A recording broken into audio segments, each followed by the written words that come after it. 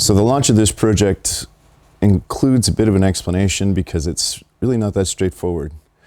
This short sword in front of you was actually made in 2013 by a Japanese master swordsmith in the United States.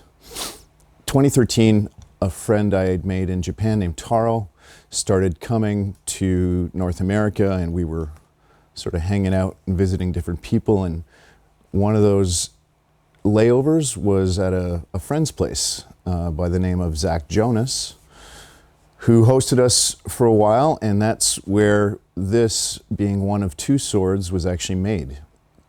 So I've literally been sitting on this and another sword for a while, since 2013. Now, what I've decided to do is ask for permission and find out whether or not I could actually finish this sword in whichever way I saw fit.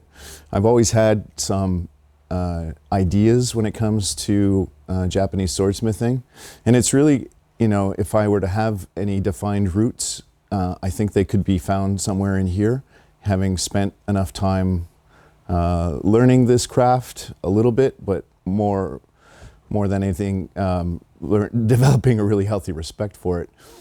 And so I have to finish this blade. This blade was forged and heat treated, but an edge still needs to be brought to it. And there's quite a bit of work on that front. But my goal is to actually make a house for it that is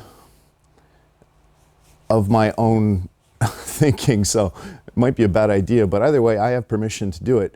And to challenge myself, what I've done is I've actually given the other sword to Zach Jonas, who is really no joke. So Zach and I are going to each individually tackle these swords, and then maybe document the process along the way if you follow us in social media.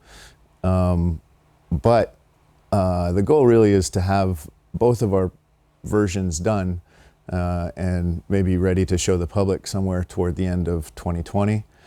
And pray to God, Taro, the guy who made the blades, and the guy who I personally kind of revere and obviously have a bromance with, I hope he likes what I do as well. So keep your eye out for it. It's really going to be an interesting project, and I can't think of another project quite like it. So it'll be interesting to see what happens, and doing it, knowing Zach is doing his version is it's both exciting and a little bit intimidating, because Zach is pretty on point. If you don't follow his work, it's worth following. So that's that. Project is launched. God, I hope I know what I'm doing.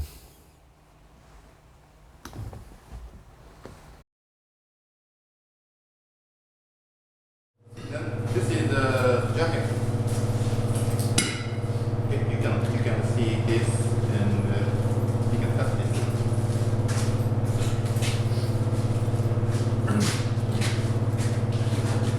So for the demonstration, last weekend was a folding process, and everyone was captivated for the first fold, and people's attention sort of like spiraled afterwards.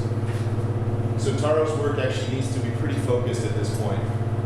So all we ask is for it not to turn into sort of a social setting. Mm-hmm. If you want to hang out or chit chat, you're welcome to maybe go to the other room or just take a step outside. But ideally for Taro, if there's a captive audience, it'll actually help his work. The other thing is for Sunday, he's going to actually be quenching 2 blades.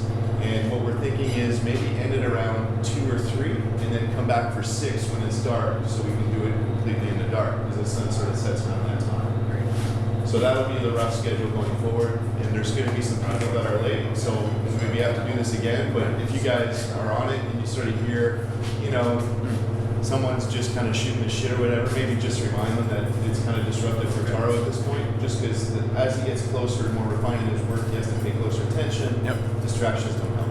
So also wait for the opportune moment to ask questions. Right. So Taro, obviously we can all read Taro pretty well, but when he's actually working, maybe just let him work, and then Taro, you can just say, if you have questions, and then people can ask questions. Is that good enough? Yeah, good enough. So that's probably about it. We're a small group today so far, but I think it's going to ramp up because JD's coming late and Susan, the other woman, isn't here, and some other people trickling in and out. I'll be upstairs with the guys. Me and Dennis last night. And you want us to put you down when it comes? Okay. Please. Yeah.